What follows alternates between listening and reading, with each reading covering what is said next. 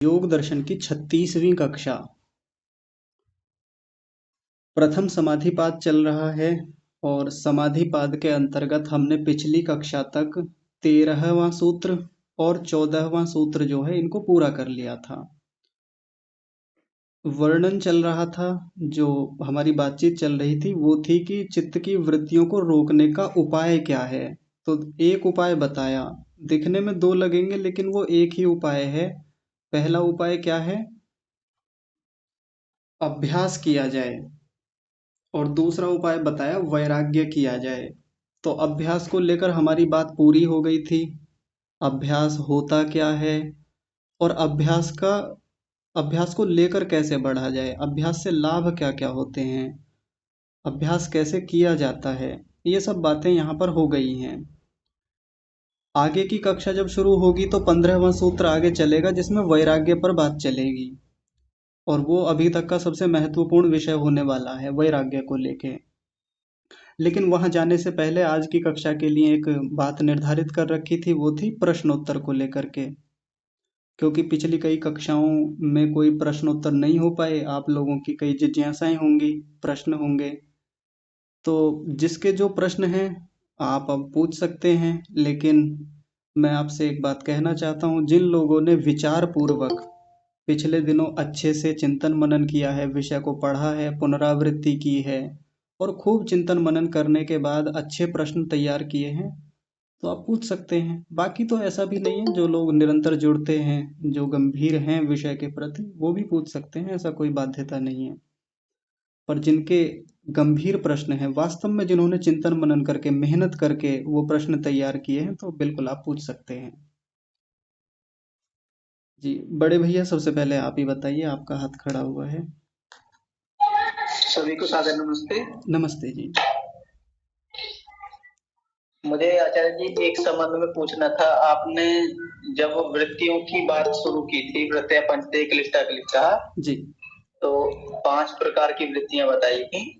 जी तो सबसे पहले मैं ये पूछना चाहता हूँ कि क्लिष्ट वृत्तियों में ये 5 प्रमाण, विपर्य, विकल्प, निद्रा और स्मृति आ जाती हैं। जी लेकिन जो क्लेश होते हैं, 5 क्लेश, जी। उनका भी यहाँ पर क्या निरोध होता है? अभ्यास वैराग्य उनका निरोध में 5 क्लेशों का निरोध होता है? नहीं, मेरा सवाल गलत हो गया, क्षमा चाहता हूँ। नहीं, कोई बात जो नहीं। आपने वृत्ति बताई थी जी 5 प्रकार की, जी। तो उसमें क्लिष्ट भी आती है और अक्लिष्ट भी आती है। हाँ जी। तो इस सूत्र में हम 12वें सूत्र में अभ्यास वैराग्य तन निरोध, हमें इसमें क्लिष्ट और अक्लिष्ट दोनों वृत्तियों का निरोध होता है? हाँ बिल्कुल, दोनों का ही होता है। लेकिन वहां तक जाने से पहले हमको ये समझना पड़ेगा कि देखिए, जब निरोध की बात की जाती है तो दो स्थितियां हैं। आप म्यूट कर लीजिए, आपकी ओर से शोर आ रहा है। जी। एक तो संप्रज्ञात अवस्था होती है योग की और एक होती है असंप्रज्ञात। संप्रज्ञात जो है वो चित्त की एकाग्र अवस्था है, ये पहले लंबी बातचीत हुई है इसको लेके। और असंप्रज्ञात जो होती है वो चित्त की निरोध अवस्था होती है, निरुद्ध अवस्था भी कह देते हैं जिसको। अब जिस समय, सबसे पहले तो क्रम देखें तो संप्रज्ञात पहले होती है, असंप्रज्ञात बाद में होती है, ऐसे क्रम चलता है इसका।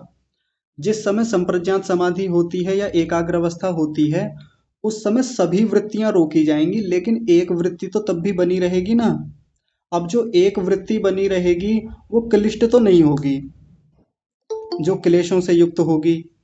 क्लेशों से युक्त होगी तो वो तो हमको बाधा ही करेगी, यहाँ पे वो नुकसान देगी, हमको धकेलेगी सांसारिकता में। तो सीधी सी बात है, यहाँ आते आते जब इसका अभ्यास चल रहा है एकाग्र अवस्था के लिए, तो यहाँ हमारी अक्लिष्ट वृत्ति ही रहेगी। क्लिष्ट तो हटा दी जाएंगी, क्लिष्टों को तो रोका ही जाएगा। यहाँ पे एकाग्र अवस्था में एक वृत्ति चलेगी और वो कैसी होगी? अक्लिष्ट वृत्ति। इसका सहारा बन के फिर आगे बढ़ा जाता है। लेकिन आगे जब असंप्रज्ञात स्थिति में जाते हैं, निरोध अवस्था में, अब यहाँ तो सब प्रकार की वृत्तियों का निरोध किया जाएगा, रोका जाएगा उनको, कैसी भी हो, चाहे फिर क्लिष्ट हो चाहे अक्लिष्ट हो। क्लिष्ट को तो पहले ही रोक रखा है। अब जो अक्लिष्ट जो हमको सहायक भी हो रही थी यहाँ तक लाने में, और अक्लिष्ट कौन सी है? जो हमको, जो, क्षमा कीजिए, जो ख्याति से युक्त है और विशेषकर सत्वपुरुष अन्यता ख्याति से युक्त है, अब तो उसको भी रोका जाएगा, उसका भी निरोध किया जाएगा। बात समझ में आ रही है? जी, बात तो स्पष्ट है, लेकिन वही था कि इसमें बताया था कि अभ्यास वैराग्यम का निरोध में जी। कि सभी प्रकार की वृत्तियों का निरोध, वो तो क्लियर, वो तो स्पष्ट है कि संप्रज्ञात में एक वृत्ति रहती है, असंप्रज्ञात समाधि में सारी वृत्तियां ही रोक दी जाती हैं। जी। लेकिन यहाँ पर जो निरोध की बात की गई थी, तो मैं वृत्तियों के संबंध में पूछ रहा था केवल। हाँ, तो बिल्कुल रोकी जाएंगी। लेकिन देखिए, जब वो निरोध की बात आती है ना, इससे पहले सूत्र में आई थी जो वो उपाय बताया था ना, क्या था वो? रुक जाइए तनिक, वो सूत्र निकाल लें एक बार, मैं सूत्र लाके आपके सामने रखता हूँ, तब वो बात स्पष्ट हो जाएगी व्यास भाष्य से ही। हाँ, ये रहा।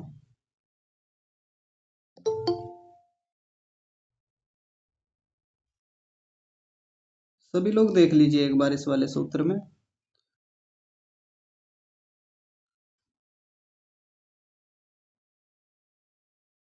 ये है ना, अभ्यास वैराग्याभ्याम तन्निरोधः। अभ्यास और वैराग्य के द्वारा उनको रोका जाता है। अब उनको रोका जाता है का मतलब, कई बार हम ये सोच लेते हैं कि फिर सबको रोका जाता है जी। हाँ, रोका जाएगा सबको, लेकिन अब उसमें संप्रज्ञात समाधि में सबको थोड़ी रोका जाता है। संप्रज्ञात समाधि में तो एक वृत्ति चलती रहती है, असंप्रज्ञात समाधि में जाके सभी को रोका जाता है। तो हम जब योग की बात करते हैं, जिस योग में वृत्तियों को रोकना है, तो योग में तो संप्रज्ञात भी आता है और असंप्रज्ञात भी आता है। ठीक है जी। नहीं, मेरा सब मतलब ये था कि यहाँ पर वृत्तियों की बात चल रही है। हाँ जी। यहाँ पर समाधि का तो अभी संप्रज्ञात या संप्रज्ञात का तो कोई भी वर्णन नहीं है। जी। तो इसी उद्देश्य से कि निरोध वाली जो बात थी, ये स्पष्ट नहीं हो रही थी। नहीं, और दूसरा प्रश्न ये था कि वैराग्य और विवेक में, दोनों में अंतर, वैराग्य का थोड़ा स्पष्ट है, लेकिन विवेक क्या काम करता है इसके बारे में थोड़ा बताइए। हाँ, तो ये तो अब विषय आएगा ना आगे, जब वैराग्य की बात चलेगी तो वैराग्य में ही हम विवेक को देखेंगे। वहीं उसमें एक प्रसंख्यान बल शब्द आएगा, प्रसंख्यान बल।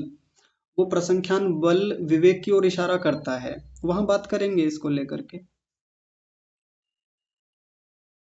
विवेक के बारे में बताइए, विवेक क्या काम करता है? वैराग्य के द्वारा तो हमने जो अविद्या आदि की जो वो रास्ते थे उनको रोक दिया, विषयों के स्रोत को रोक दिया। जी। तो यहाँ पर जो आया था विवेक दर्शन अभ्यासन विवेक स्रोत उद्घाटा जाता है। हाँ जी। तो ये स्पष्ट नहीं थी कि विवेक के माध्यम से मुक्ति का स्रोत खोला जाता है या अभ्यास के द्वारा खोला जाता है। हाँ, देखिए यहाँ आया था ना, ये देखिए, विवेक दर्शन अभ्यासेन विवेक स्रोत उद्घाटयत। विवेक स्रोत खोला जाता है विवेक दर्शन के अभ्यास से। ये विवेक स्रोत खोलने का मतलब है कि जो चित्त की वो स्थिति होती है जिसमें जाके चित्त और आत्मा का भेद अलग होता है, जिसको सत्पुरुष अन्यथा ख्याति कहते हैं, वही विवेक है मुख्य रूप से। आपने एक नाम सुना होगा, विवेक ख्याति, नाम सुना है विवेक ख्याति? जी जी जी। हाँ, तो ये विवेक ख्याति वही वाली विवेक ख्याति है जो चित्त और आत्मा को भिन्न भिन्न बताती है, और उसी के दर्शन का अभ्यास किया जाता है।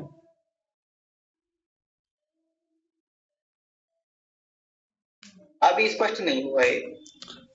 देखिए, विवेक दर्शन का अभ्यास करेंगे यानी चित्त की प्रशांत वाहिता के लिए अभ्यास चलेगा हमारा, और वो होगा किस पूर्वक? तो वो होगा इस पूर्वक कि जब हम चित्त और आत्मा के भेद को अलग अलग देख लेते हैं, और उसी का नाम क्या होता है? विवेक ख्याति होता है। उसी का स्रोत खुल जाता है और उसी का अभ्यास किया जाता है, मतलब उसी के लिए अभ्यास किया जाता है। फिर से समझिए ध्यान से, आराम से, अच्छे से। सबसे पहले तो एक तो वो तो क्लियर हो गया होगा कि वैराग्य के द्वारा उस स्रोत को बंद किया जाता है जो हमें विषयों की ओर ले जाने वाला है, विषयों की ओर धकेलता है। एक दूसरा स्रोत खोला जाता है, कौन सा? विवेक स्रोत, जो हमको किधर ले जाता है? मुक्ति की ओर ले जाता है। वहां किसका अभ्यास करना होता है? विवेक दर्शन का अभ्यास करना होता है। अब ये विवेक दर्शन का अभ्यास कैसे है? तो ये विवेक दर्शन का अभ्यास है जो विद्या पूर्वक स्वाध्याय करके, चिंतन मनन करके, या ध्यान में बैठकर धारणा का अभ्यास करके। लेकिन ये किस स्रोत को खोलता है, किधर ले जाता है हमको? तो ये विवेक स्रोत शब्द जो है यहाँ पर, दूसरा वाला विवेक स्रोत, ये विवेक ख्याति के लिए है, और ये विवेक ख्याति होती है संप्रज्ञात समाधि में। उधर ले जाने वाला, उस स्रोत को खोलने वाला है। और वो एक बड़ी उपलब्धि है किसी भी साधक के लिए।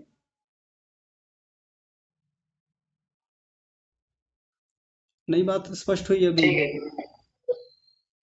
इस चलिए ठीक है। हाँ प्रीति आप बताइए।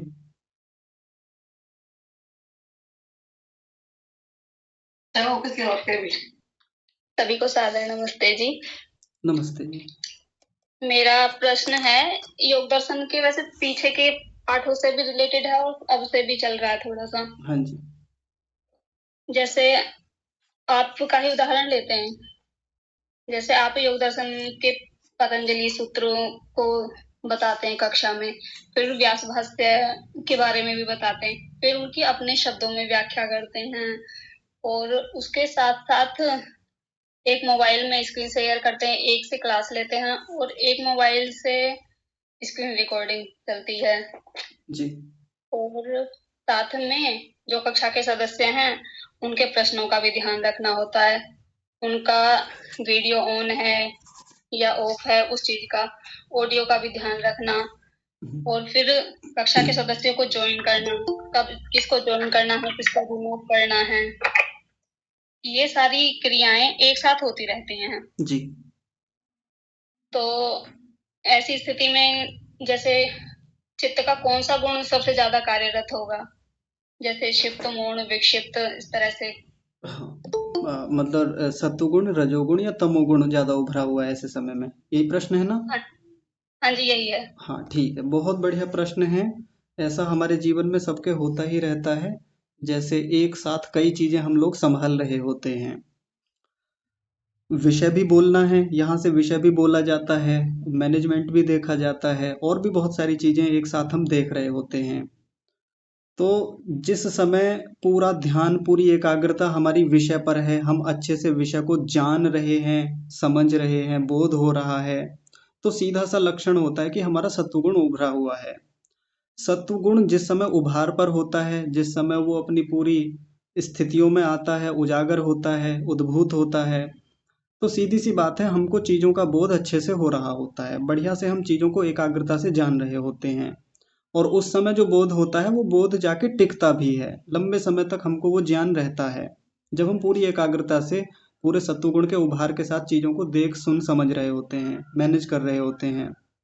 लेकिन अब कई सारी चीज़ें मैनेज करते हैं एक साथ, इस विषय पर देखना, उस विषय पर देखना, रिकॉर्डिंग ठीक चल रही है नहीं, एक फ़ोन में स्क्रीन शेयर करना, मैनेजमेंट देखना किसका हाथ खड़ा हुआ है, ये सब चीज़ें। तो ये जो बार बार एक विषय से दूसरे विषय पर जाना है, बड़ी जल्दी जल्दी से मन कभी इधर लग रहा है, कभी उस फोन में लगा है, कभी इधर लगा है, बाहर से आवाज ना आए जी, बाहर से कभी घर का कोई सदस्य आवाज दे देता है, इत्यादि। इसमें रजोगुण भी उभार पर है, रजोगुण भी अपना पूरा काम कर रहा है। लेकिन हम हमेशा, हमको ऐसा बताया गया, हमारे दिमाग में ऐसा रख दिया गया कि रजोगुण बड़ा खराब होता है। जिस समय वो सतुगुण के साथ मिलकर के काम कर रहा है, एक विषय से दूसरे विषय को जनाने में हमारी सहायता कर रहा है। अब देखिए स्क्रीन पर भी बहुत सारी चीजें हम देख रहे होते हैं, अभी इस शब्द पर हैं, अगली बार इस शब्द पे हैं, फिर इस शब्द पर, फिर इस शब्द पर, इस शब्द पर, तो गति तो यहाँ भी हो रही है। और रजोगुण का काम ये होता है गतिशीलता का, एक विषय पे से दूसरे विषय पर ले जाना, रजोगुण ही करवाता है इस काम को। तो कोई ये ना सोचे कि रजोगुण यहाँ हमारी हानि कर रहा है, ये तो हमारे लिए लाभदायक ही हो रहा है, ये तो हमारी सहायता ही कर रहा है। लेकिन हाँ, यदि सत्वगुण ज्यादा है, और जो कि वास्तव में रहता भी है ऐसे पढ़ते या पढ़ाते समय, तो तभी तो विषय को रखा जाता है। यदि सत्वगुण उभार पे ही ना हो तो यहाँ से विषय ही ना रखा जाए अच्छे से, व्यक्ति से कहना, हम यहाँ कक्षा में रखना कुछ चाहते थे, रख कुछ दिया, चिंतन पहले से कुछ और था, कुछ और बोल दिया, विषय कुछ चल रहा था, बोल कुछ और दिया। तो ऐसे में सत्वगुण ठीक काम ही नहीं कर रहा था हमारा। और यदि रजोगुण बहुत उभार पे आ जाए तो फिर ध्यान कहाँ रहेगा, कभी बाहर के विषयों पर चला जाएगा। अगर मेरा ध्यान कभी इस पे, कभी दूसरे फोन पे, कभी रिकॉर्डिंग पे, उस पे लगातार इधर उधर जल्दी जल्दी दौड़ता रहेगा, तो फिर विषय नहीं रखा जाएगा। तो यहाँ भी जिस समय कक्षा का मैनेजमेंट चल रहा होता है उस समय ज्यादातर ध्यान तो विषय पर ही रहता है। अब इस बीच में कई बार किसी कितने लोगों के हाथ भी खड़े हो जाते हैं, नहीं देख पाता मैं उस चीज को, कौन लोग जुड़े, कई बार आंखों से ओझल हो ही जाता है वो विषय भी, रिकॉर्डिंग जब एक बार शुरू कर दी तो फिर उस पर ज़्यादा ध्यान देने की आवश्यकता नहीं होती। बीच में कभी कोई बारीक दृष्टि उधर पहुंचानी होती है कि रिकॉर्डिंग चल भी रही है कि नहीं चल रही है। बस ये थोड़ा सा चंचलता बनती है, वहाँ पे थोड़ा सा रजोगुण का सहारा लेना ही होता है हमको। लेकिन ज़्यादातर कहाँ विषय लगा हुआ है कि ये जो कक्षा में विषय चल रहा है ये अच्छे से प्रेजेंट हो सके, इस पर बातचीत अच्छे से हो सके, जो पहुंचाना चाहते हैं वो अच्छे से चला जाए। तो मुख्य रूप से कहेंगे तो सत्वगुण ही उभार पे रहता है, उसी की उपयोगिता अधिक होती है। बात समझ में आ रही है? जी, तो इसे इस तरह से रख सकते हैं ना, जैसे डिसेंडिंग ऑर्डर में हम रखेंगे तो सबसे अधिक सत्वगुण, उससे कम रजोगुण और सबसे कम तमोगुण। हाँ बिल्कुल, ये डिसेंडिंग ऑर्डर है और ये ठीक क्रम जी है। हाँ, और ये यदि बना रहेगा तो हम अच्छे से पढ़ पाएंगे, अच्छे से चीज़ों को हैंडल कर पाएंगे। व्यवहारिक जीवन में कहीं भी ले लीजिए, मामला केवल कक्षा का ही नहीं है, इसके अलावा कहीं भी हम कहीं काम करते हैं, ऑफिस में हैं, तो बीच बीच में ध्यान होता ही है। कभी बॉस अपना कुछ पीछे से निर्देश दे रहे हैं या कर्मचारी कुछ और कह रहा है, बाहर से शोर आ रहा है, विषय कुछ और चल रहा है, बीच में कोई ऑडियो चल रही है सामने, तो इन सब चीज़ों को करने के लिए रजोगुण की आवश्यकता होती है। लेकिन फिर भी व्यक्ति पूरी एकाग्रता से जुटा हुआ है, चीज़ों को अच्छे से मैनेज कर रहा है, तो ये सत्वगुण के कारण से है। और मुख्य रूप से तो वही उभार पे होता है। और तमोगुण की इसमें ये भूमिका है कि स्थिर रखता है हमको, विषय से जोड़े रखता है। यदि ये तमोगुण ना हो तो विषय पर जो थोड़ी देर के लिए हम स्थिर होते हैं, भले कम समय के लिए हों, लेकिन वो जो ठहराव होता है, वो जो हम विषय पर रुकते हैं कहीं ना कहीं, वो तमोगुण के कारण से होता है। बुरा नहीं होता तमोगुण हर मामले में, लेकिन तमोगुण बहुत अधिक बढ़ जाए, तमोगुण का मल रूप अधिक हो जाए, तो फिर वो बाधा करता है, फिर हमको निद्रा में ले जाएगा, आलस्य में ले जाएगा, तंद्रा में ले जाएगा। चलिए ठीक है, आगे बात करते हैं। मीरा बिटिया। बेटे जी नमस्ते बेटे। बेटे एक बार फिर बताना तमोगुण का। तमोगुण का काम ये होता है कि तमोगुण का लक्षण क्या होता है? स्थिरता होता है, ठहराव लाना, स्थिरता लाना। तो हम भले ही ध्यान में भी बैठे हैं, सीधे तन के बैठे हुए हैं, या वहां भी एक विषय पर हमारा निरंतर चिंतन चल रहा है, तो वो जो ठहराव बना हुआ है, एक शब्द पे चिंतन लगातार बना हुआ है, एक वृत्ति लगातार बनी हुई है, तो वहां तमोगुण की अच्छी भूमिका है, जो हमको एक विषय पर स्थिर किए हुए है। स्थिर शब्द को ध्यान रखें, तमोगुण का लक्षण होता है स्थिरता, जड़ता। तो ये तमोगुण का काम होता है। हाँ जी, धन्यवाद बेटे। जी ठीक है। मीरा बिटिया आप बताइए।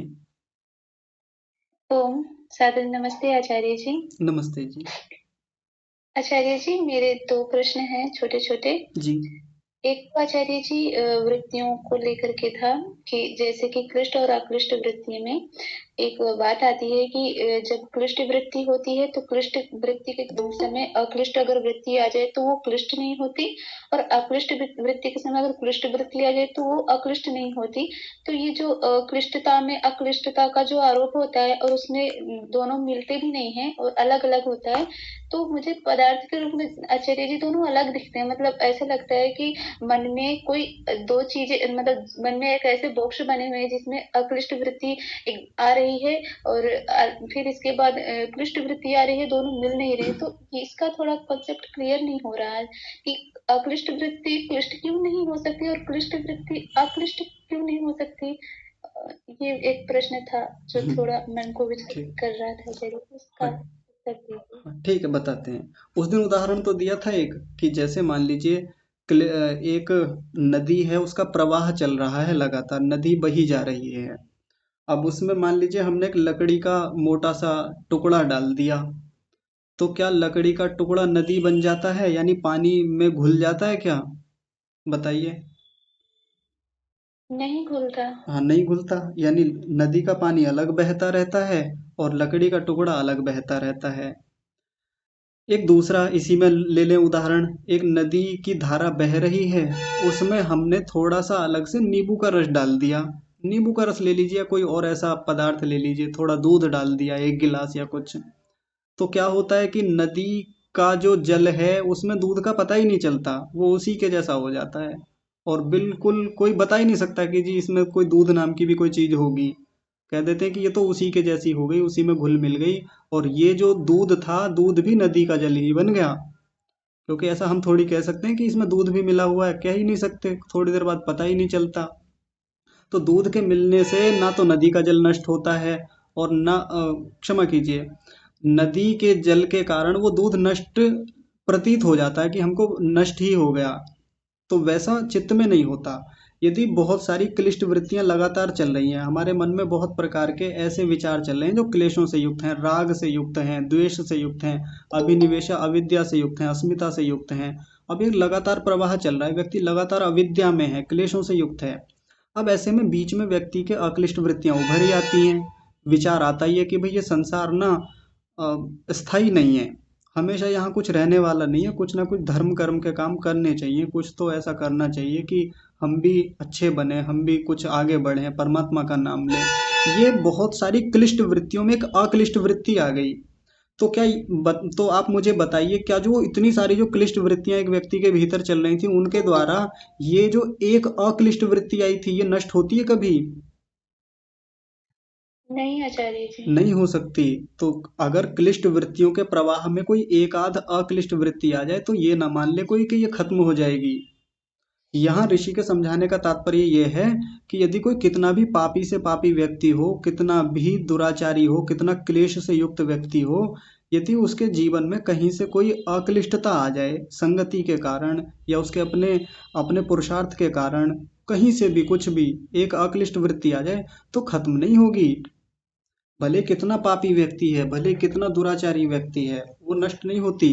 तो वो हम एक तरीके से देख सकते हैं, क्योंकि अब मन का क्लासिफिकेशन करना भीतर से, मन को वो देखना कि कोई बॉक्स जैसे होते होंगे, ऐसा कर ही नहीं सकते, लेकिन फिर भी एक बॉक्स जैसा एक हम परिकल्पना कर लेते हैं कि एक बॉक्स ऐसा होता होता होगा कि जिसमें क्लिष्ट क्लिष्ट वृत्तियां जाएंगी, और एक बॉक्स ऐसा होगा जिसमें अक्लिष्ट वृत्तियां जाएंगी, इसमें क्लिष्ट इसमें अक्लिष्ट। तो ये इधर ही रहेंगी, इनके द्वारा ये नष्ट नहीं होंगी या इनके द्वारा ये वाली नष्ट नहीं होंगी। ऐसे ही इस उदाहरण को थोड़ा उल्टा करके देख लें दूसरे तरीके से। एक बहुत साधक व्यक्ति है, अच्छा खासा अक्लिष्ट वृत्तियों से युक्त रहता है, निरंतर उसके चिंतन में परमात्मा रहता है, आत्मा रहता है, साधना रहती है, मुक्ति रहती है, निरंतर वृत्तियों और संस्कारों पे काम करता रहता है, ईश्वर प्रणिधान में रहता है, लेकिन हमेशा थोड़ी रहेगा। अब बीच में कोई क्लेश से युक्त वृत्ति आ गई, कुछ ऐसा देख लिया, कोई दृश्य, कहीं से कोई चीज सुनने को मिल गई कि राग हो गया किसी चीज से, एक वृत्ति राग से संबंधित आ गई, तो क्या ऐसा थोड़ी होता है कि वो राग नाम की वृत्ति खत्म हो जाएगी उन सब के कारण से? राग वाली वृत्ति भीतर जाके राग के संस्कार बनाएगी, समाप्त नहीं हो जाएगी उनके प्रभाव से। जैसे वो दूध बिल्कुल समाप्त जैसा हो गया था नदी में जाके, ऐसे खत्म नहीं होगी। नदी लकड़ी के टुकड़े की तरह अलग ही बहेगी, वो भी अलग ही चलेगी। लकड़ी का टुकड़ा जैसे नदी के साथ साथ चलता रहता है। बात आ रही है समझ में बिटिया? जी आचार्य जी, स्पष्ट हो गया। और दूसरा प्रश्न था कि आचार्य जी, जैसे कि एकाग्र अवस्था में सात्विक मतलब मन में सात्विकता होती है, जी तो जब एक साधक मतलब ज्ञान प्राप्त कर रहा होता है, उस स्थिति में जब किसी विषय वस्तु का बोध हो रहा होता है, उस स्थिति में जब किसी चीज को हम प्राप्त कर रहे होते हैं, ज्ञान की प्राप्ति में क्रिया बीच में आती है क्या आचार्य जी? मतलब एक की प्राप्ति के समय क्या रजोगुण के माध्यम से हल्का सा मतलब उसमें होता है क्या, जिससे कि हम कुछ प्राप्त कर रहे होते हैं, ज्ञान की प्राप्ति में क्रिया आती है क्या आचार्य जी? ये हाँ मन में थोड़ा आ रहा था हाँ, विचार। ये आप व्यवहार काल की बात कर रहे हैं कि ध्यान काल की एकाग्रता की बात कर रहे हैं? ध्यान काल की आचार्य जी, हाँ व्यवहार काल की तो दिखती है कि उसमें रजोगुण मिला ही रहेगा, बिना रजोगुण से किसी चीज में गति नहीं, मतलब ज्ञान में जो एक गति होती है प्राप्ति की, ज्ञान प्राप्त जब होता है उसमें क्या गति के कारण प्राप्त होता है, मतलब रजोगुण, क्योंकि इसमें लिखा है कि रजोगुण शून्य हो जाता है, तो हाँ प्राप्ति स्वतः ही होती है ज्ञान की हाँ, आचार्य जी, बस बताते ये बताते। हाँ, एक पंक्ति आई थी व्यास भाष्य में, रजोलेशम मलापेतम, आपने सुना होगा, रजोलेशम मलापेतम स्वरूप प्रतिष्ठम सत्वपुरुष अन्यता ख्याति मात्रम धर्म वेग ध्यानोपगम भवति। ये चित्त की एकाग्र अवस्था के बारे में महर्षि व्यास जी ने बताया था कि रज का जो लेश मात्र मल है वो हट गया है जिस समय एकाग्र अवस्था होती है ना। मल हटा है, मल ध्यान रखना, रजोगुण का मल जो बहुत अधिक हमको चंचल बनाता रहता है, बार बार इधर से उधर विषयों पे ले जाता रहता है। लेकिन जिस समय व्यक्ति एकाग्र अवस्था में किसी एक एक विषय पर चिंतन कर रहा है, तो थोड़ी बहुत गतिशीलता तो वहां भी रहती है। जो आप जिस क्रिया की बात आप कर रहे हैं, क्रियाशीलता तो रहती है वहां भी। वो क्रियाशीलता रजोगुण के मूल स्वरूप के कारण होती है। रजोगुण का एक मूल स्वरूप होता है जो गतिशीलता बनाए रखता है, एक विषय से दूसरे विषय या एक विषय में भी भीतर भीतर गतिशीलता बनी रहती है। परमात्मा का ध्यान कर रहे हैं तो परमात्मा का ध्यान करने में भी तो कई सारे गुण आते रहते हैं ना। कभी परमात्मा का ये गुण आएगा, कभी वो गुण आएगा, या परमात्मा के एक गुण पर भी जब चिंतन कर रहे हैं तो बहुत सारी और भी चीजें आती रहती हैं साथ साथ। एकाग्र अवस्था की बात कर रहा हूँ, तो वो रजोगुण का जो मूल स्वरूप है उसके कारण। लेकिन यदि रजोगुण का मल रूप आ गया फिर तो चंचलता इतनी बढ़ जाएगी, इतनी बढ़ जाएगी कि फिर विषय का ध्यान ही नहीं होने देगी, फिर तो ढेर सारे विषय एक साथ आएंगे।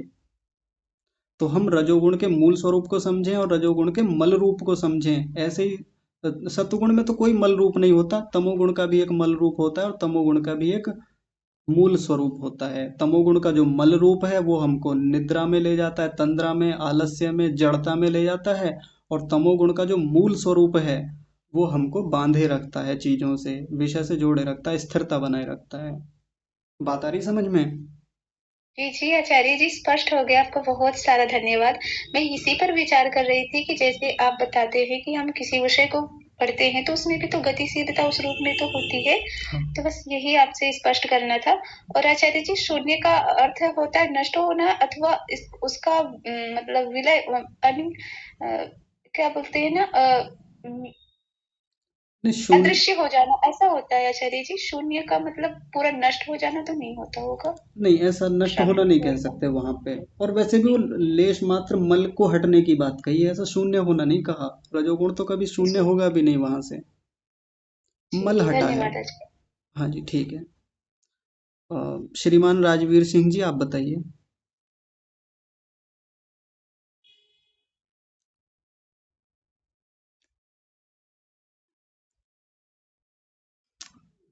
श्रीमान जी, आवाज आ रही है मेरी? राजवीर सिंह जी। हाँ हाँ आचार्य सर। जी नमस्ते आचार्य जी। नमस्ते आचार्य जी। जी, मेरा प्रश्न 73वें श्लोक से है। तत्र स्थितौ यत्नो अभ्यास है। जी तो इसमें जो तत्र शब्द है, इसमें अभ्यास और वैराग्य दोनों है या सिर्फ अभ्यास है? जी, अभी देखते हैं। तत्र शब्द से हाँ, तत्र शब्द से ये कह रहे हैं कि जो है ये अभ्यास और वैराग्य से कि उस मनोस्थिति को प्राप्त करने का अभ्यास किया जाता है जिसको हम अभ्यास कहते हैं। तो हाँ, अभ्यास और वैराग्य पहले ही तत्र में दोनों में आया या सिर्फ एक वैराग्य ही आएगा? दोनों आएंगे इसमें। तत्र का दोनों तात्पर्य आएंगे। यहाँ अभ्यास और वैराग्य से, जिसको पिछले सूत्र में कहा था, 12वें सूत्र में, अभ्यास वैराग्याभ्याम तन्निरोधः। ओके, हाँ जी, ठीक है। ठीक है, थैंक यू। हाँ जी, आचार्य जी, हाँ जी। आचार्य जी, आपने अभी परिकल्पना शब्द का जो इस्तेमाल किया, एक शब्द है वैकल्पिक परिकल्पना, इन दोनों में क्या अंतर है? हेलो जी, लो आ रहे ना, बोले ना, बात किए ना। अयो राम। कुमुद माता जी, आपका माइक बंद कीजिए। मैं बंद कर रहा हूँ, कर नहीं रहे हैं आप।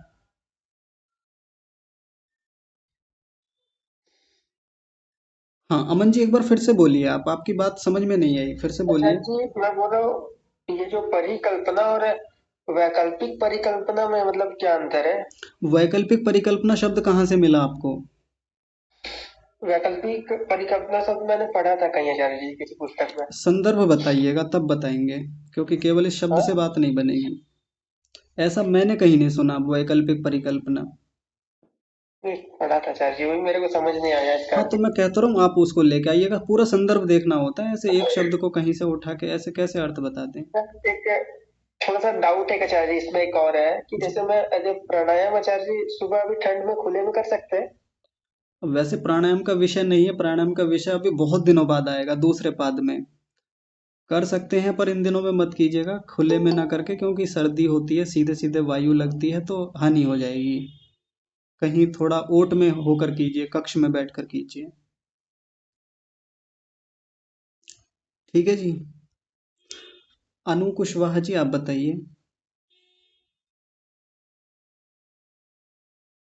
अनु कुशवाहा जी।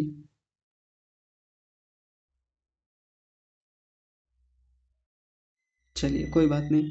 चौधरी साहब, आप बताइए। आचार्य जी नमस्ते। नमस्ते जी। आचार्य जी, अभी एक बहन जी ने जो आपके प्रोग्राम की उसके बारे में जानकारी चाहिए थी, उसमें बताया था, इसमें आपने बताया सत रजो तमो गुण। जी तो आचार्य जी ये तो वृत्ति की अवस्थाएं हुई, जी। तो इसमें वृत्ति कौन कौन सी हुई, क्या बताने का को करेंगे? वो तो आप उदाहरण बताइए, उसमें कोई एक बात रखेंगे तब हम नहीं, उसको अभी रखेंगे। अभी जो बहन जी ने एक उदाहरण दिया था ना आपके प्रोग्राम का, कि जी आप ये करते हैं, हाँ साथ में रिकॉर्डिंग होती है, उसमें फिर आपने अवस्थाएं बताई थी, सतगुण, रजोगुण और तमोगुण की। हाँ जी। तो तो उसमें वृत्तियां कौन कौन सी उत्पन्न हुई? प्रत्यक्ष प्रमाण वृत्ति कह सकते हैं। सीधा जी सीधा जी जी इंद्रियों जी से सन्निकर्ष हो रहा है, सामने एक विषय है और उसका चक्षु चक्षु जी से, साथ में कर्णेंद्रिय से संपर्क हो रहा है और चित्त को उसका बोध हो जाता है। ये प्रत्यक्ष प्रमाण में देखा था हमने। जी जी जी जी। हाँ जी तो इसमें अनुमान भी आ जाएगा कि जैसे आपने देखा कि अनुमान लगाया कि ये रिकॉर्डिंग जो है हाँ सही हाँ आ बिल्कुल। रही है नहीं आ रही, तो क्या अनुमान भी आएगा? हाँ हाँ बिल्कुल, बहुत सुंदर अनुमान भी ले सकते हैं। जैसे कि भाई सेकंड चल रही है तो इसका मतलब हम अनुमान लगा लेते हैं कि रिकॉर्डिंग हो गई होगी। और अनुमान होता है प्रत्यक्ष के आधार पे, जी क्योंकि कल भी रिकॉर्डिंग चल रही थी, जी पिछले दिन भी चल रही थी, तो हाँ रिकॉर्डिंग सेव हो गई थी मेरी। ये अनुमान मैं अब लगा पा रहा हूँ इस चीज का। जी ऐसे अनुमान लगाया जाता है। जी जी। या अनुमान इस आधार पे अच्छा, लगाते हैं कभी कि अगर आपको जी, एक अनुमान और बता देता हूँ मैं, जी तनिक रुकिएगा। जैसे यहाँ मेरे जी सामने फोन पे जी मेरा जो माइक खुला हुआ है उसके ऊपर वो थोड़ा सा स्पार्किंग स्पार्किंग जैसी होती रहती है। जब मैं बोलता हूँ तो वो थोड़ा ऊपर को उठ जाता है, जब मैं मौन हो जाता हूँ तो वो बंद जैसा हो जाता है। एक मुझको अनुमान रहता है कि हाँ मेरी आवाज़ पहुँच रही है आप लोगों तक। मैं देखता रहता हूँ इस चीज़ को, क्योंकि कई बार कक्षाओं में ऐसा होता है कि इधर व्यक्ति बोलता रहता है, नेटवर्क चले जाते हैं और लोगों तक आवाज़ पहुँचती ही नहीं है। लेकिन मैं ऐसा अनुमान लगा लेता हूँ। क्यों? क्योंकि मैंने पहले प्रत्यक्ष किया हुआ है कि ये यदि ब्लर हो, ये ऊपर नीचे स्पार्किंग जैसी होती रहेगी तो उसके पर आवाज़ जाती रहती है लोगों के पास। ये प्रत्यक्ष कर रखा है और अब मैं अनुमान कर लेता हूँ कि हाँ जी आवाज़ जा रही होगी निश्चित रूप से। जी जी। हाँ जी अच्छा आचार्य जी, इसमें एक साथी, जैसे आप तो सोच रहे हैं कि भाई रिकॉर्डिंग हो रही है, जी पर बाई चांस आपने देखा कि नहीं यार रिकॉर्डिंग तो हुई नहीं है, जी। तो क्या ये विपर्य में आ जाएगा? हाँ फिर विपर्य में चला जाएगा। क्योंकि ये मिथ्या ज्ञान हो गया। हाँ जी बिल्कुल मिथ्या हो गया, क्योंकि प्रत्यक्ष से हट गया ना। ये प्रत्यक्ष तो वो होता कि जी जैसा सोचा था, जैसा अनुमान किया था वैसा ही हुआ। और जो प्रमाण से च्युत हो जाए, हट जाए, फिर उसको हम विपर्य में डाल देते हैं। जी जी जी। अच्छा, इसी में अगर हम जो है इसके विकल्प की वो लेंगे तो मेरे ख्याल से विकल्प भी उत्पन्न हो जाएगा। विकल्प का थोड़ा सा मामला अटपटा रहता है। यहाँ तो विकल्प कुछ दिखता नहीं है वैसे। जी। हाँ जी अच्छा गुरु जी, अगर आप आज्ञा दें तो उस दिन जो मैं एक प्रकरण बता रहा था, हाँ वो फिर व्यवधान हो गया था। जी जी आप बताइए। अगर उस प्रकरण को दें और जैसा मैं समझूं पांचों की पांचों वृत्तियों का, जी मैं पता नहीं सही समझ रहा हूँ गलत समझ रहा हूँ, तो मुझे करेक्ट करने का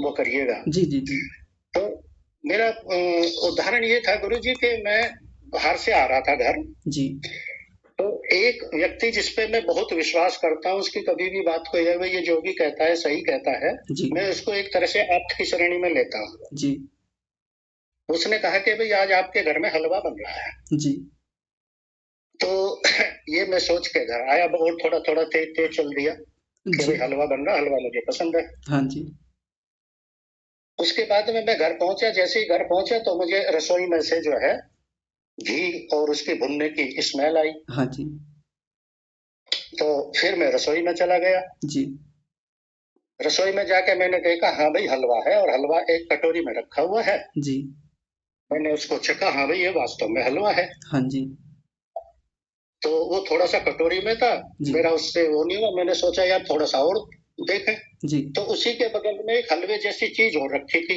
जी मैंने उसको चखा, पर वो हलवा नहीं होके नमकीन था, जिसको हम लोग भाषा में उपमा कह देते हैं। हाँ जी हाँ जी तो फिर मैंने देखा ये हलवा तो है नहीं, तो इसका तो मुझे जो है, इसका मतलब मुझे मिथ्या ज्ञान हुआ। हाँ जी उसके बाद में फिर उसने जो बना रहा था उसने कहा भैया ये खाया, ये आटे का हलवा है।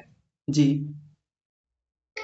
ठीक है साहब। उसके बाद में मैंने वो खा के, जी और मैं थका हुआ था, मैं सो गया। जी सोने के बाद मुझे निंद्रा आ गई। हाँ जी। निद्रा में मुझे वही दिखाई दिया जो जो सारा प्रकरण हुआ था। जी।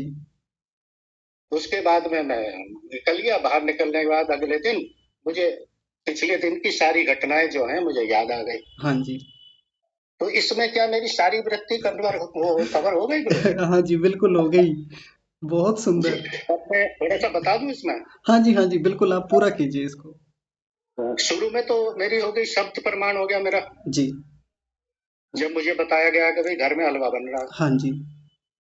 फिर स्मेल आई तो मेरा अनुमान हो गया। हाँ जी। जब मैं जाके देखा तो मेरा प्रत्यक्ष हो गया। हाँ जी। खा के भी देख पर लिया, वो जब भी मुझे हलवे प्रत्यक्ष है। जैसी एक और चीज दिखाई दी, मेरा मिथ्या ज्ञान हो गया तो विपर्य हो गया। हाँ जी। फिर उसने बताया आटे का हलवा। जी। तो आटे का हलवा, इसका मतलब जो है दो स्वतंत्र वस्तु में उसने होगा, हाँ। जिसमें हम लोग षष्ठी विभक्ति का प्रयोग नहीं करते, यानी कि हाँ। एक वस्तु का शून्यता हो गई। हाँ जी, बिल्कुल। फिर निद्रा में आके मुझे वो सब चीज दिखाई तो मेरी निद्रा वृत्ति भी हो गई। जी। और अगले दिन मुझे ये सारी चीज याद आई तो मेरी स्मृति भी हो गई। हाँ जी। अगर मैं इसमें सर कहीं गलत हूं तो जरा हाँ। करेक्ट कर हाँ, दीजिए। बस एक छोटी सी चीज को करेक्ट करने की जरूरत है, वो है निद्रा में जाके आपने वो सब चीजें देखी। निद्रा जी में तो वैसा कुछ प्रत्यक्ष का बोध ही नहीं होता। निद्रा वाला जी सूत्र आपको याद है? निद्रा का सूत्र क्या था? जी। बताइए, आपको निद्रा याद? का अभाव प्रत्यालंबन वृत्तिर निद्रा। जो जी जो हम जागृत अवस्था में कुछ भी बोध करते हैं, जानते रहते हैं, ज्ञान होता है, उसका अभाव हो जाता है निद्रा में जाके। वो बोध होता ही जी नहीं है, इसको निद्रा कहा जाता है। और वो कब होता है बोध? या जो जिस समय निद्रा में है उसका बोध कब होता है? तो उसका जागने के बाद स्मृति के रूप में होता है। मैं सुखपूर्वक जी सोया, दुखपूर्वक सोया, या गाढ़ होकर सोया। बस एक छोटा सा करेक्शन यही करना है कि वो यदि कुछ दिख रहा है कि इतना ये हलवा खाया था, ऐसे उसने बताया था, ये वो निद्रा की बात है, वो क्षमा कीजिए, वो स्वप्न की बात है। और स्वप्न जी अवस्था निद्रा से अलग अवस्था होती है। जी जी जी। हाँ जी। बाकी आपने तो एक ही आचार्य उदाहरण में। जी, जी जी। जी आचार्य जी, इसमें क्लिष्ट और अक्लिष्ट का भी कुछ विभाजन कर पाएंगे हम? बस वो देख लें, क्लेशों को देख लें। यदि क्लेश जुड़े हुए हैं हमारे, हम हलवा इसलिए खा रहे थे कि भाई आज तो मजा आ जाएगा, हलवा बन रहा था जी, या देवी जी तो मतलब बड़ा ध्यान रखती हैं, उनके प्रति राग जैसी स्थिति बन रही है, तो ये क्लेश हैं। और इस क्लेश की स्थिति में ये पूरी वृत्ति सारी की सारी किधर खिसक जाएंगी? इनको हम क्लिष्ट वृत्तियों में ले जाएंगे। और यदि एक व्यक्ति सामान्य रूप से किसी ने कह दिया जी हलवा बन रहा है, व्यक्ति भूखा भी है, और अपने आप को केवल इस रूप में कि भाई तृप्ति हो जाए, बहुत भूख भी लगी है, और एक बार मैं खा लूंगा तो फिर इसके बाद आराम से स्वस्थ रहूंगा, पढ़ पाऊंगा, चिंतन मनन कर पाऊंगा, आगे बढ़ पाऊंगा, साधना कर पाऊंगा अच्छे से, यदि उसको लेकर के ख्याति की ओर बढ़ना चाहता है, ध्यान की ओर बढ़ना चाहता है, मुक्ति की ओर बढ़ना चाहता है, तो फिर इनको सभी वृत्तियों को हम अक्लिष्ट प्रमाण वृत्ति, अक्लिष्ट विपर्य वृत्ति, अक्लिष्ट विकल्प, अक्लिष्ट निद्रा और अक्लिष्ट स्मृति वृत्तियों में रख सकते हैं। जी जी। जी। अच्छा आचार्य जी, एक छोटा सा प्रश्न है। ये स्वामी सत्यजीत जी की पुस्तक है मेरे पास, हाँ जी। तो सत्यपति जी की। जी जी। तो इसमें चौथे सूत्र में 44वें प्रश्न में दो शब्द हैं आचार्य जी, एक ऐषणाएं जी। और एक लोकेशण। जी। ये दो शब्दों का जरा अर्थ मैं जानना चाहता हूँ। हाँ, ऐषणाएं 3 प्रकार की होती हैं। ये तो उन्होंने लिखा, पर परिशिष्ट में देखा, मुझे परिशिष्ट में मिली नहीं कहीं। परिशिष्ट में हाँ, इन्होंने लिखा कि परिशिष्ट को व्याख्या अंत में परिशिष्ट में देखें। आप एक बार वो बताएंगे कि परिच्छेद संख्या कौन सा है, पैराग्राफ संख्या? ये 44वें प्रश्न का पहला ही पैराग्राफ है आचार्य जी। हाँ जी, हाँ जी। योग मार्ग पर चलने वाले व्यक्ति को 3 ऐषणाएं छोड़ देनी चाहिए, अन्यथा अभ्यास में सफलता नहीं मिलेगी। निरंतर अभ्यास करने से साधक को योगाभ्यास से मिलने वाली शांति का अनुभव होता है। इससे योगाभ्यास में श्रद्धा उत्पन्न होती है। इसमें तो ऐसी कोई बात नहीं है परिशिष्ट वाली। ये नीचे है गुरु जी, सबसे नीचे। हो सकता 3 है, ऐषणाओं की व्याख्या अंत में परिशिष्ट में देखें। तो हो सकता है ये मेरा पुराना एडिशन हो इस पुस्तक का, आपके पास नया हो, उसमें कुछ। हाँ, इसमें नहीं है ऐसा कुछ। सबसे नीचे का एक वो जैसा एक का चिन्ह है, ये एक नीचे लिखा हुआ है। हाँ हाँ, ऐसा बना देते हैं। तीन ऐषणाओं की व्याख्या अंत में परिशिष्ट में देगा। नहीं, मेरी पुस्तक में ऐसा कुछ नहीं है। आप मेरे पास जी फोटो जी भेज देंगे तो फिर एक बार देख लेंगे ठीक उसका। ठीक है। अच्छा आचार्य जी, इसी में ही ये 5वें पैराग्राफ में लोकेशना शब्द आया है। हाँ जी लोकेशना पूर्ति के लिए नहीं, जी। 5 हाँ साधक को अपना मुख्य कर्तव्य समझकर अभ्यास करना चाहिए, हाँ जी लोकेशना पूर्ति के लिए नहीं। जी जी जी बिल्कुल। हम जैसे कर्तव्य पथ पर बढ़ रहे हैं, जो भी काम हमारा करने का है, यदि उसमें एक पीछे भावना ये बनी रहती है कि लोग प्रशंसा करेंगे इस चीज के लिए, मुझे प्रसिद्धि मिलेगी, यश मिलेगा, मेरा नाम होगा, प्रशंसा मिलेगी, स्तुति होगी मेरी, तो फिर ये लोकेशना की ओर चली जाएगी ये बात। लोकेशना का मतलब समझ हाँ नहीं हाँ, पाएगा आचार्य। लोकेशना का मतलब प्रसिद्धि पाने की कामना, प्रसिद्धि पाने की इच्छा। जी जी जी जी। हाँ जी अच्छा आचार्य जी, अगर संभव हो तो थोड़ा समय और ले लूं। हाँ जी बताइए, क्योंकि अब तो किसी और का हाथ भी नहीं खड़ा हुआ है। आचार्य जी, हम एक दूसरी कक्षा में थे, जी उसमें ऋग्वेद, यजुर्वेद और सामवेद की वो व्याख्या चल रही थी। जी अंकित प्रभाकर जी की कक्षा थी। जी तो उन्होंने आखिर में ऋग्वेद, यजुर्वेद और सामवेद को सतगुण, रजोगुण और तमगुण से लिंक किया। जी। तो क्या ये सही है, व्याख्या सही है? कैसे लिंक किया वो, मतलब वो संदर्भ पता चले तो फिर। उन्होंने, हाँ सर, उन्होंने कहा कि ऋग्वेद में जो ज्ञान है जी उसको सत्वगुण से किया, कि वो सत्वगुण की तरह, जैसे सत्वगुण में हम लक्ष्य वो होते हैं, तो जी ऋग्वेद का जो है वो सत्वगुण वाला भाव होता है। जी और यजुर्वेद कर्म कांड है, जी तो रजोगुण को जैसे हम कर्म प्रधानता में मानते हैं, चंचलता आती है। जी और सामवेद को उन्होंने जैसे अंतिम वो होता है लक्ष्य हमारा, जी भाई उपासना करके हम जो है समाधि में जाके मोक्ष की प्राप्ति कर लेते हैं, जी। तो उस तरह से लिंक किया है। तो हाँ वो जी कुछ मैं उस पर सहमत कम हुआ। हाँ जी। हाँ देखिए, हर वक्ता की अपनी अपनी एक स्वतंत्रता होती है, अपनी एक दृष्टि होती है रखने की। बाकी तो ऐसे देखें तो क्या यजुर्वेद के भीतर ज्ञान नहीं होता, बोध नहीं होता? पूरा यजुर्वेद ज्ञान से भरा हुआ है, बोध होता ही है। और बोध होना किसका लक्षण होता है? सत्वगुण का होता है। सामवेद में जी ज्ञान जी नहीं है क्या? तो रजोगुण जी से, तमोगुण से, सत्वगुण से लिंक करना, जोड़ना, ये तर्कसंगत उतना दिखता नहीं मुझे भी। जी जी बाकी तो सबकी अपनी एक दृष्टि है रखने की। जी जी। हाँ जी ठीक है। ठीक है, चलिए, धन्यवाद। हाँ जी। अचला माता जी आप बताइए।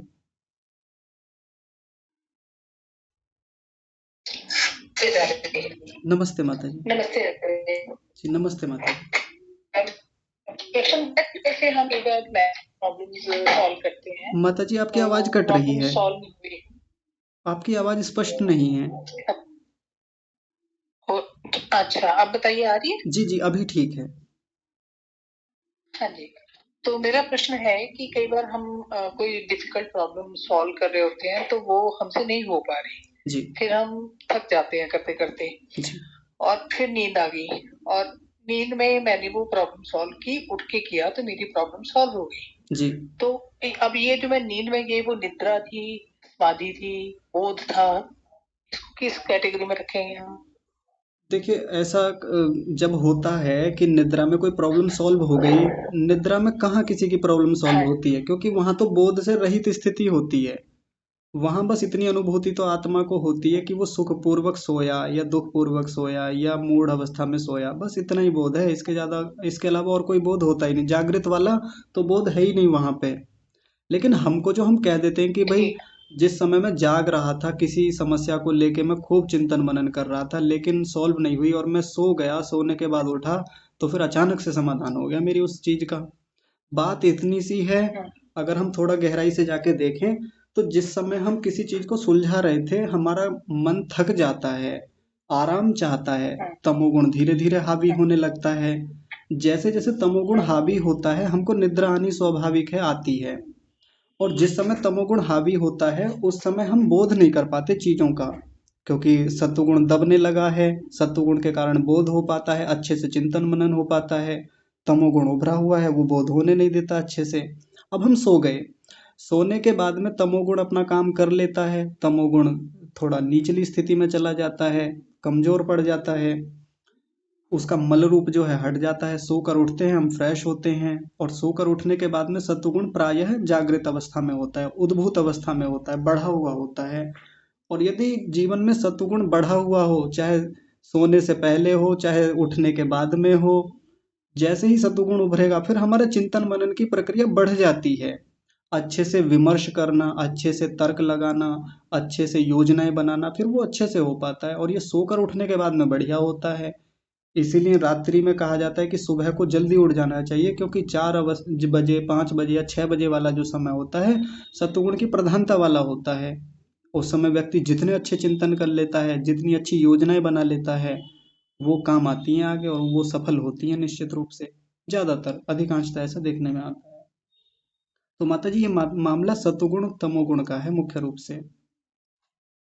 तो अगर हम जैसे बोलते हैं कि हमारा सबकॉन्शियस माइंड वर्क करता रहता है, हम जब तो वो प्रॉब्लम तो दिमाग में चल ही रही है, तो दिमाग उस पर कॉन्स्टेंटली वर्क कर रहा है, चाहे मैं सो गई तो सपना कह लो उसको, या पता नहीं क्या कह लो, वो कैलकुलेशन करके उसको सॉल्व कर और उसका उत्तर मिल जाता है। जैसे ही उठते हैं उसी तरीके से सॉल्व किया तो उत्तर मिल गया, क्योंकि मेरा दिमाग तो चल ही रहा था जी। तो इसको ऐसे नहीं ले सकते क्या हम? नहीं, देखिए अब वो जो आधुनिक रूप से जो वो सबकॉन्शियस माइंड वाली या जो भी कहते हैं कि वो उसमें जाके स्टोर होता है, तो उसको ही तो हमारे यहाँ चित्त के रूप में देखा जाता है कि जो हम मनन कर रहे थे, मंथन कर रहे थे, लेकिन समाधान नहीं हो पा रहा था, वो कहाँ जाके इकट्ठा होता रहता है, उसके संस्कार कहाँ बनते हैं, चित्त में बनते हैं।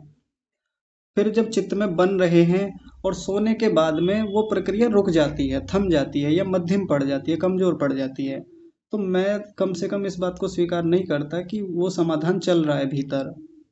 समाधान तो जागृत अवस्था में होता है माता जी, सुप्त अवस्था में, निद्रा अवस्था में समाधान कभी नहीं होते, ना निद्रा में ना स्वप्न में। स्वप्न में तो बिल्कुल नहीं होते, क्योंकि स्वप्न तो एकदम काल्पनिक अवस्था होती है जिस पर हमारा सीधे सीधे कोई नियंत्रण नहीं है। बस हम उस स्थिति को पकड़ नहीं पाते जो वो चल रहा है भीतर।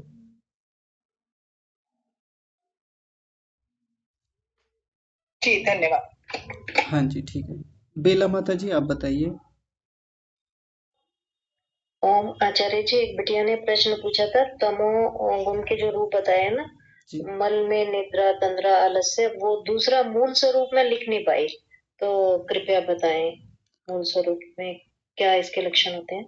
हाँ, मूल स्वरूप में जो तमोगुण का लक्षण होता है स्थिरता होता है, स्थिरता को अच्छा देता है। हाँ जी, जी जी, बांधे रखता है धन्यवाद। चीजों को। जैसे एक और उदाहरण से देख लें, मान लीजिए मेरे सामने पेन रखा हुआ है, तो इस पेन के जो परमाणु आपस में जुड़े हुए हैं, तो जिस गुण के कारण से आपस में जुड़े हुए हैं, संघात है, स्थिरता है, बंधन है उनका, ये तमोगुण के कारण से होता है। हमारे शरीर में भी, हमारे शरीर का जितना भी अवयव है, सारे अंग हैं, वो भी जो बंधे हुए हैं, एक स्थिरता है, हम चलते हैं, बैठे हुए हैं सीधे तन करके, जहाँ हाथ को रोकना चाहते हैं हाथ को रोक लेते हैं उठा करके, पैर को जितना उठाना है जहाँ उठा के रख लेते हैं, ये सब तमोगुण के कारण वो स्थिरता आ पाती है। लेकिन जब तमोगुण का मल रूप बढ़ जाए, तमोगुण में जब बहुत अधिकता हो जाए, उभार पे बहुत अधिक स्थिति में आ जाए, तो फिर ये निद्रा तंद्रा की ओर ले जाता है, जड़ता की ओर, अबोध स्थितियों में ले जाता है, फिर बोध नहीं होता कुछ भी आत्मा को, या चित्त में फिर बोध नहीं होता। बहुत सुंदर आचार्य जी, बहुत बहुत धन्यवाद। हाँ जी ठीक है। सौरभ जी कुछ कह रहे हैं क्या? अच्छा जी, मेरा नमस्ते। नमस्ते जी। मेरा मेरा प्रश्न था कि फिर अभी आपने जैसे कहा कि वो लालच मतलब इच्छा होती है प्रसिद्धि की, जी तो फिर मतलब इसको इच्छा रखनी चाहिए या नहीं रखनी चाहिए? साधक को नहीं रखनी चाहिए, और हम जो सांसारिक लोग हैं रख लेनी चाहिए, इससे काम, इससे इसी से काम भी चलता है हमारा। आप म्यूट कर लीजिए, मैं पूरा कर देता हूँ इस बात को।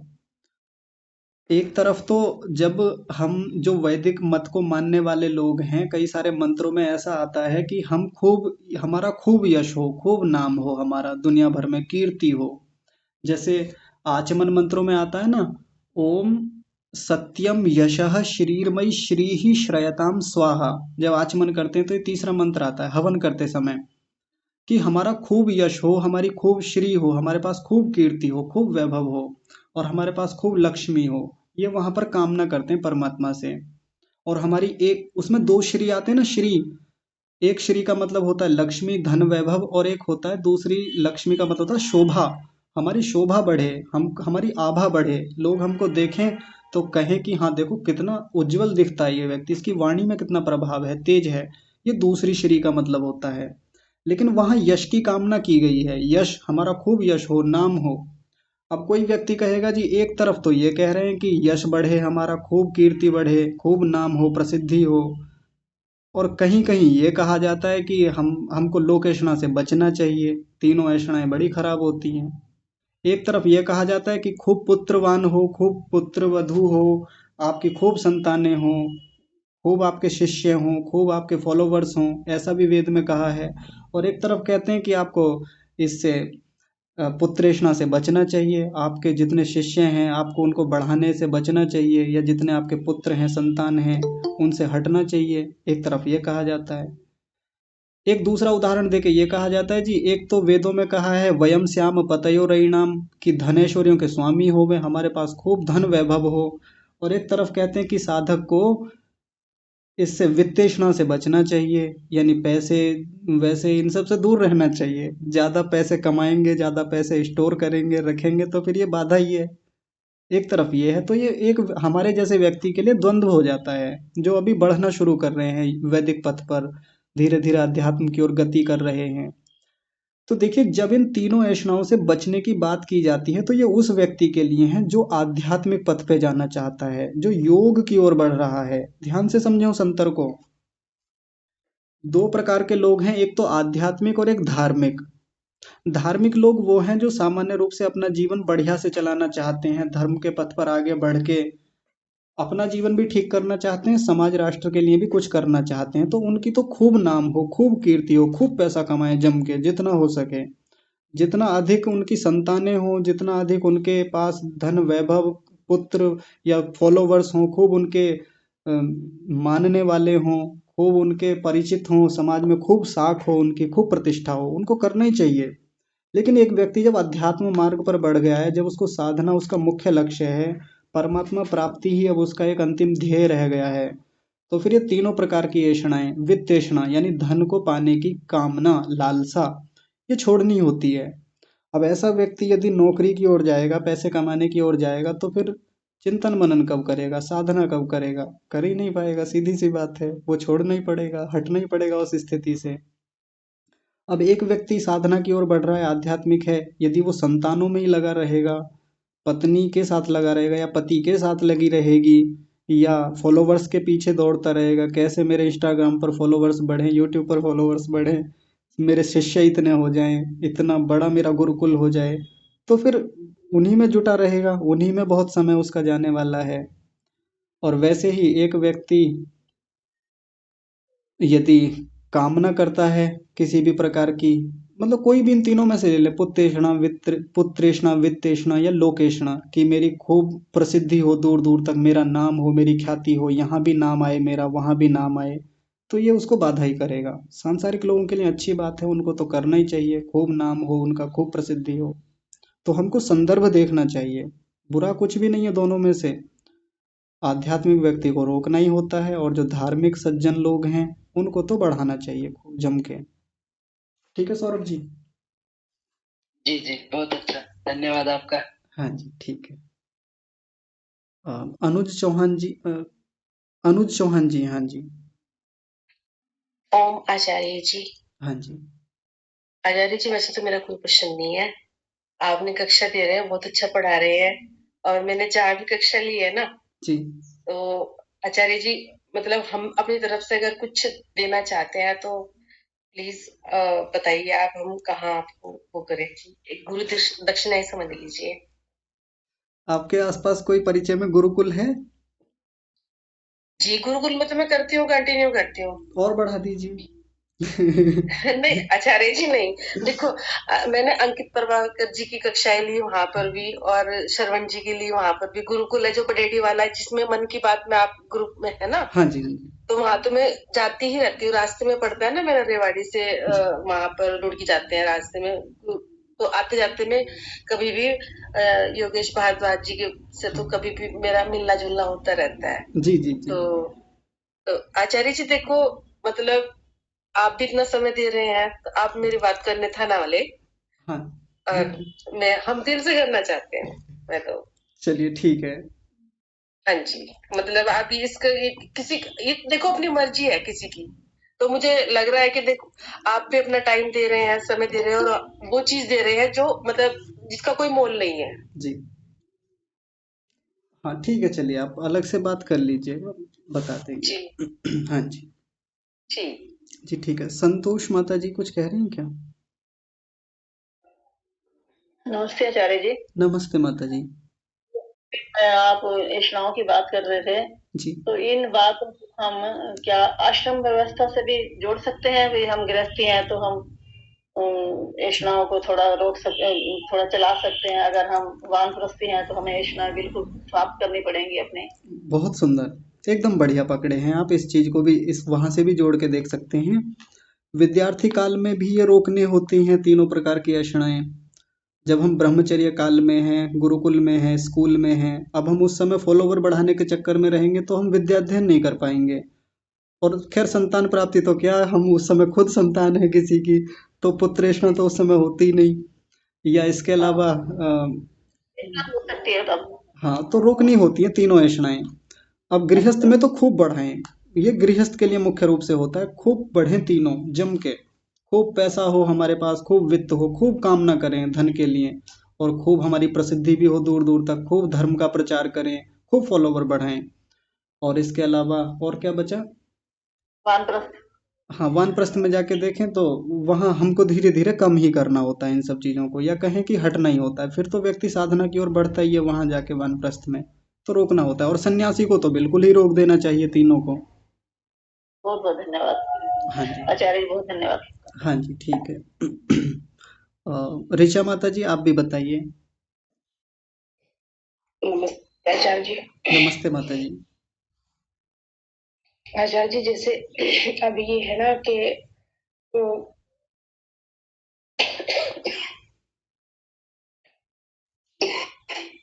आपका हम जैसे जो आचार्य हैं, गुरु आचार्य, वो ये बोलते हैं, मतलब मैं आपको टू द पॉइंट बोलती हूँ। जैसे अभी ये वो है ना बागेश्वर धाम वाले धीरेन्द्र शास्त्री, जी तो उन्होंने उनको अभी में कुछ पत्रकारों ने शायद घेरा है, मतलब एक बात पे ऐसे कोई बहस होने लगी। ये बोले मतलब पास के लोग मेरे, देखो आज धीरेन्द्र शास्त्री को भागी रास्ता नहीं मिली है। तो मैंने कहा क्यों नहीं मिली? मीडिया वाले उनको घेर लिए, वो भाग गए। और उनसे सब लोग पूछ रहे हैं कि तुम खुद शादी नहीं कर रहे हो, बच्चे नहीं पैदा कर रहे हो, कैसे बोल रहे हो कि ये पीढ़ी बच्चे पैदा करे, नहीं पाल रही तो गुरुकुलों को दे और पाले। जब आप शादी नहीं कर रहे हो, बच्चे नहीं पैदा कर रहे, तो आप कैसे बोल सकते हो? वो भाग खड़े हुए। मैंने कहा उन्होंने वेद पढ़ा होता तो उन्हें भागने की जरूरत ना पड़ती, और उनमें कुछ न्यूनता है इसलिए वो भागे हैं। और किसी आर्य समाजी से अगर कोई मीडिया वाला पूछेगा तो मुझे लगता है कि शायद वो पत्रकार ही मीडिया वाले ही भागेंगे। तो मैंने जो बोला है तो मुझे तो मतलब अंदर अंदर रोना आ गया था। रोना इसलिए आ गया कि लोग इतने बहस करते हैं और ये जानते हैं ना ये आर्य समाज से जुड़ी हुई हैं, तो ऐसे ऐसे फालतू पूछते हैं। मैंने उनसे बोला कि देखिए ये थोड़े ना है, हमें अपने माता पिता गुरु की न्यूनता नहीं देखनी चाहिए। आप कह रहे हो वो शादी नहीं करे, अच्छी बात है। अगर वो शादी करेंगे, बच्चे पैदा करेंगे तो 10 ही करेंगे। और अगर हम जैसे लोगों को, गृहस्थियों को बोलेंगे तो एक पूरी सेना तैयार हो जाएगी। हिंदू आजकल क्या कर रहा है? शादी नहीं कर रहा है। जो कर रहे हैं वो बच्चा नहीं पैदा कर रहे हैं, जो कर रहे हैं वो एक कर रहे हैं। तो समझा रहे हैं उसमें क्या गलत है। लेकिन लोग इतना डिबेट करने के लिए तैयार हो जाते हैं। तो टू द पॉइंट हम उनको क्या बोल सकते हैं? जो अपने सन्यासी शादी नहीं कर रहे हैं या कर रहे हैं तो वो बच्चे नहीं, मतलब अब बच्चे नहीं बढ़ा रहे हैं तो शादी नहीं कर रहे हैं, तो उनको क्या बोला जा सकता है? आप मुझे कुछ बताइए। वैसे तो बोलना ही क्या, क्यों बोले? बहुत सारी जगह ऐसी होती हैं जहाँ हमको नहीं बोलना चाहिए, हम फिर भी चाहते हैं कि हम बोलें, वहाँ पे हम समाधान करें। इससे हमारी समस्याएं ज़्यादा बढ़ती हैं। कल एक व्यक्ति का प्रश्न आया, एक युवक, छोड़िए किशोर ही हैं, अभी 10वीं कक्षा में पढ़ते हैं, तो वो कहने लगे मुझसे मेरी किसी से चर्चा हो रही थी और उन्होंने मुझसे पूछा कि ये बताइए कि ईश्वर की न्याय व्यवस्था में जब ईश्वर न्याय करता है तो किसी व्यक्ति को ये बता के क्यों दंड नहीं देता कि तुम्हारे ये इस कर्म का फल है। पता चलता ही नहीं हमें किस फल का दंड मिल रहा है। तो मैंने कहा क्यों उत्तर देना किसी को इस बात का। ये जो प्रश्न है, जो ये कर्मफल व्यवस्था का है, या कई बार आत्मा के साकार निराकार को लेकर के प्रश्न हम कर बैठते हैं, ये प्रश्न बहुत ऊंचे स्तर के हैं और हम लोग उलझ जाते हैं लोगों से कि नहीं ऐसा है, ईश्वर न्याय ही करता है, इस रूप में करता है। वो आरंभिक व्यक्ति है, अभी उसने बढ़ना शुरू किया है और हम उसको तमाम चीज़ों में उलझा के रख देते हैं। वो व्यक्ति स्वयं प्रयत्न नहीं करता, हम उसको पका पकाया रखना चाहते हैं। सबसे पहली बात तो यही है कि उसको हटाएं। बहुत सारी जगह से हमको हटना ही होता है, सबकी सब बातों का समाधान नहीं किया जाता। नहीं तो टीवी की दुनिया में, डिबेट की दुनिया में आपने देखा होगा कि वहाँ जब ये जाते हैं, हर प्रश्न का उत्तर देने का प्रयास करते हैं, सामने वाले का लेवल भी नहीं है, जो एंकर है उसका भी लेवल नहीं है, उसने शास्त्र को नहीं पढ़ा और हम शास्त्रीय बातों के उत्तर देने लग जाते हैं। बहुत सारे लोगों को देखा ऐसे करते हुए, और फिर वो बात जो पहुंचाना चाहते हैं वहां तक पहुंचती नहीं है और अपमान करा के लौट जाते हैं उल्टा। डिबेट की आवश्यकता ही नहीं है, वहां पे हटा दें उन प्रश्नों को। सामने वाले का भी तो स्तर होना चाहिए उस प्रश्न पर बात करने का। पहली बात तो ये हो गई। दूसरी बात, यदि उत्तर ही देना है तो इस रूप में उत्तर दे सकते हैं कि बागेश्वर धाम सरकार के जो पीठाधीश्वर हैं, जो चलाने वाले हैं, धीरेन्द्र शास्त्री जी, शादी नहीं की तो इसका मतलब ये थोड़ी है कि उन्होंने फिर कुछ काम ही नहीं किया, या जिन्होंने शादी कर ली तो उन्होंने क्या उखाड़ लिया।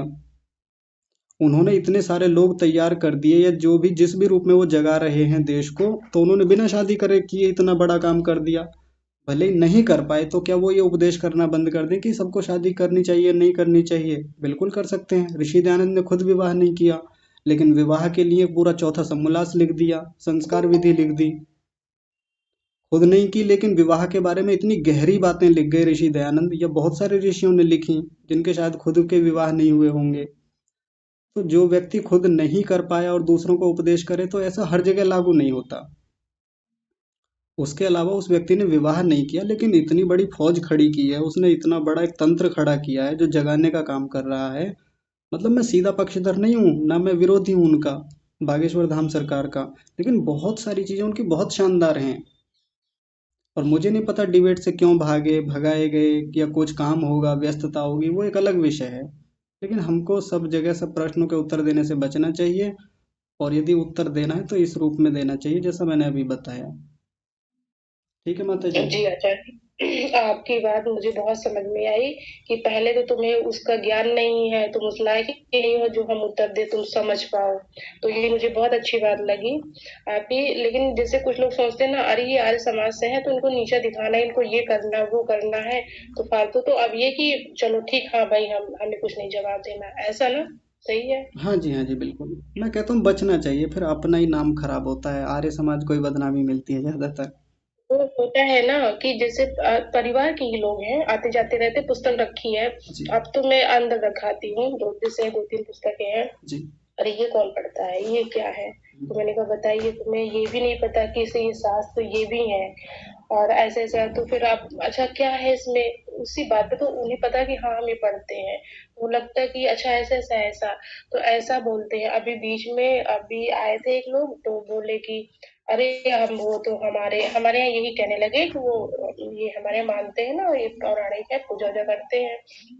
तो कहते हैं कि मेरा दोस्त धनतेरस में उसकी हनुमान जी की मूर्ति लाया है और उसने उसमें प्राण प्रतिष्ठा करी है, अष्ट धातु की लाया है, और मैं भी लाऊंगा और वो प्राण प्रतिष्ठा कर देगा, फिर पूजा किया करेंगे। उसके यहाँ पीढ़ी दर पीढ़ी पूजा होगी, मेरे यहाँ भी होगी। तो मैंने कहा देखो मैं तो पूजा करती नहीं हूँ, और तुम्हें करना है तो करो। और वो प्राण प्रतिष्ठा क्यों? बोले हाँ हाँ वो करेगा। तो मैंने कहा कि ये बताइए, वो ये भी पशु चिकित्सक है, इनके फ्रेंड है वो भी पशु चिकित्सक। तो मैंने कहा तुम लोग जब पशु का चिकित्सा करते हो, उस दौरान जो पशु मर जाते हैं उनमें क्यों नहीं प्राण प्रतिष्ठा कर देते? माता जी रुकिए, ये माता जी आपको आवाज आ रही है मेरी? हाँ देखिए हाँ आ रही है। मैंने पहले भी कहा था कि यदि हमारा जो प्रश्न है, हमारी जो बातचीत है वो विषय से संबंधित रहेगी तो चर्चा हाँ रोचक रहेगी। ठीक ठीक ठीक है ठीक है ठीक है। हाँ मुझे लगा अब वो समाप्त होने वाला ना, टाइम हो गया है। हाँ, ठीक है समय हो आचार्य जी, नमस्ते। देखिए मैं फिर भी एक बार आपसे भी कहता हूँ, बाकी लोगों से भी, यदि विषय से संबंधित हमारा चिंतन मनन रहेगा, प्रश्न उत्तर रहेंगे, तो वो अच्छा रहेगा, बेहतर रहेगा। विषय से बाहर बातें जाती हैं, विवाद होते हैं, कई बार इधर उधर जाता है, अच्छा भी नहीं लगता वो। और कई लोगों का आचार्य जी तो मैं ध्यान रखूंगी, कोई ध्यान बात नहीं, रखूंगी इस बार, कोई ध्यान बात नहीं, वो रखूंगी। सबके लिए हैं। विषय पर बहुत कम प्रश्न आए हैं, जो विषय चल रहा है।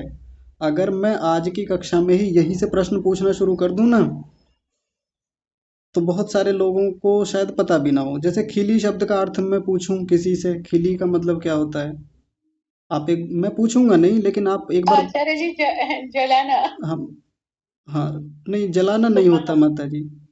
रुकिए रुकिए आचार्य उत्तर रुकिए रुकिए, पूछा नहीं था मैंने। मैंने कहा मैं आपके सामने एक प्रश्न रखूं तो कई सारे लोगों का आएगा ही नहीं उत्तर। तो मैं बड़ी विनम्रता से कह रहा हूँ सभी से, इतना गहन विषय है, इतनी गहरी बातें हैं, खूब सारी बातें हैं। कई सारे लोगों ने बिल्कुल विषय से प्रश्न पूछे, पिछले कक्षाओं से संबंधित प्रश्न किए, लेकिन कई बार जो विषय बढ़ चला, कहीं को थोड़ा सा अलग हो गया, तो फिर उधर को ही बढ़ते चले जाते हैं। ठीक है, एक बार पीछे की चीज़ों का हमको अभ्यास करना चाहिए, पुनरावृत्ति करनी चाहिए। कल हम एक नया विषय शुरू करेंगे वैराग्य को लेके, तो कल कक्षा में अवश्य जुड़िएगा। आज की कक्षा को विराम देते हैं। सभी का बहुत सारा धन्यवाद। आप सभी को सादर प्रणाम।